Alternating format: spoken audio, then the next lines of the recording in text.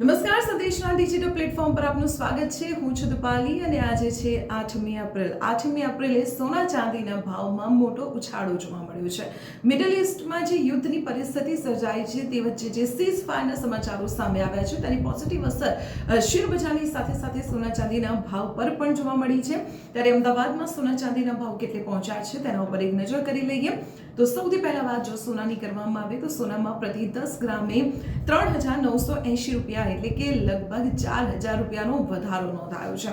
આ સાથે અમદાવાદમાં 24 કેરેટ સોનાનો ભાવ પ્રતિ 10 ગ્રામે 1,53,870 રૂપિયા બોલાયો છે. જ્યારે 22 કેરેટ સોનાનો ભાવ પ્રતિ 10 ગ્રામે 1,41,050 રૂપિયા બોલાયો છે અને 18 કેરેટ સોનાનો ભાવ પ્રતિ 10 ગ્રામે 1,15,420 રૂપિયા બોલાયો છે.